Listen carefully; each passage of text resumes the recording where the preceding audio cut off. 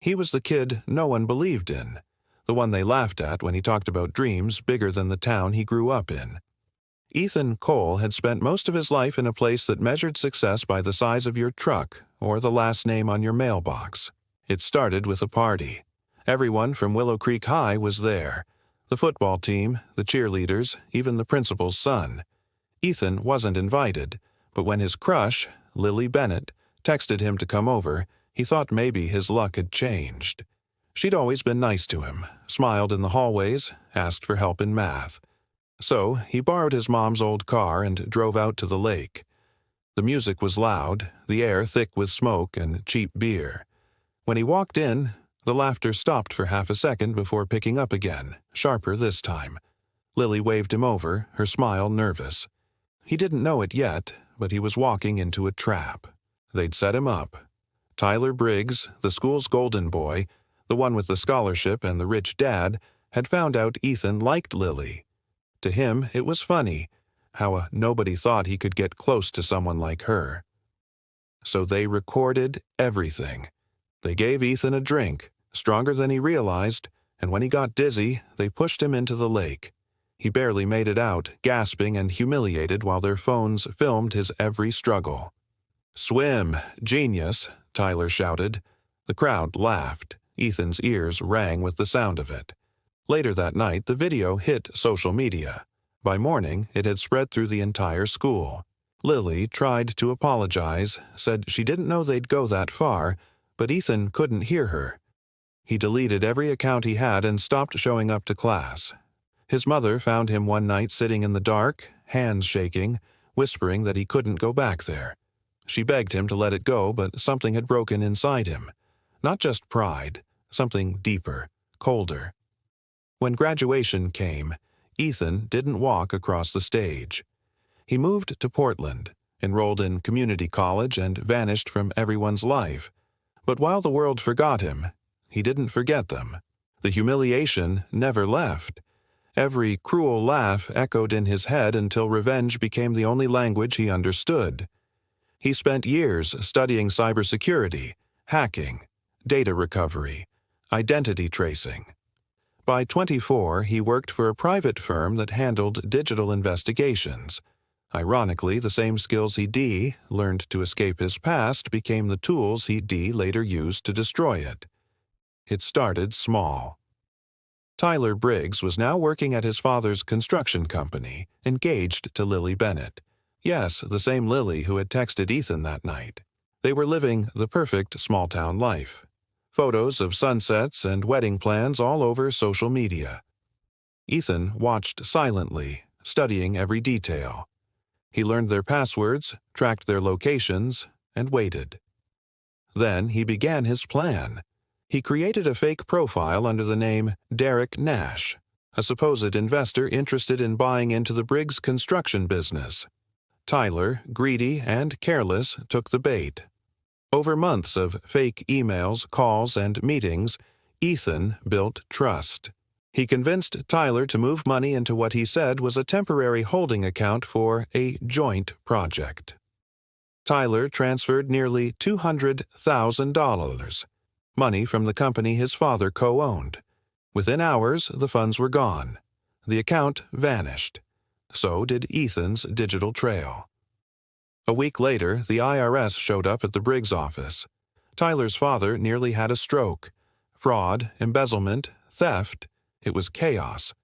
Tyler was arrested for suspicion of wire fraud. His fiancée, Lily, broke down in tears outside the courthouse as reporters surrounded her. "I didn't know," she kept saying, voice cracking. The town that once praised the Briggs family now whispered about their disgrace. Ethan watched every second of it unfold online. But that was just the beginning. Ethan wasn't done. He wanted Lily to feel what he felt. The shame, the isolation, the loss of trust. So he created another identity, this time posing as a documentary filmmaker researching online humiliation and small-town scandals. He reached out to Lily, pretending to want to tell her side of the story. Lonely, abandoned, and desperate to clear her name, she agreed to meet. When she walked into the cafe, Ethan almost didn't recognize her. The confident girl from high school was gone. Her eyes were tired, her hands fidgeting. "I just want people to know I wasn't like them," she said, voice trembling. "I tried to stop it. I told Tyler to delete the video." Ethan recorded everything, every apology, every tear. He asked softly, "Do you remember his name? The boy in the video?" She swallowed hard. "Ethan Cole.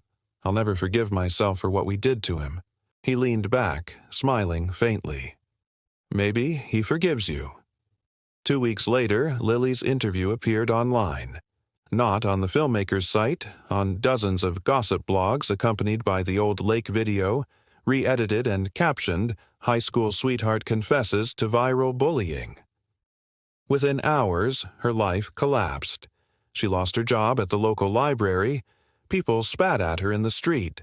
Tyler's family publicly blamed her for everything. When she confronted the fake filmmaker, the number was disconnected, the profile deleted. Ethan's revenge was precise, almost surgical. Each person who had laughed that night faced their own downfall.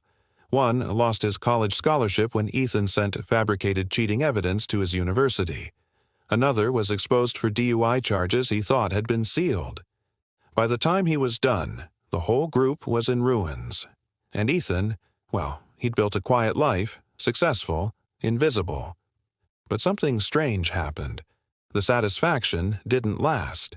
He'd expected peace, maybe closure, but instead he felt nothing. Just emptiness. The more he watched them suffer, the colder he became. One night he got an email from an unknown sender. No name, no subject line, just one line of text. "How far will you go, Ethan?" He froze. The IP trace led nowhere. For the first time, he felt hunted. Over the next weeks, strange things started happening. His emails were hacked. His photo appeared anonymously on a revenge forum labeled "The Digital Ghost." Someone was turning his methods against him. Then came the final blow. A police visit. A complaint had been filed accusing Ethan Cole of cyber harassment and fraud, complete with fabricated chat logs and fake identities that mirrored his own actions. Whoever had done this knew everything. He sat across from the investigator, trying to stay calm. "Someone's framing me," he said. The officer gave him a long, almost pitying look.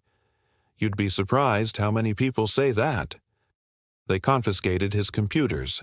He wasn't arrested, but he knew it was only a matter of time. That night, he drove back to Willow Creek for the first time in years. The town hadn't changed much. The diner still flickered with the same neon sign where his mom used to work.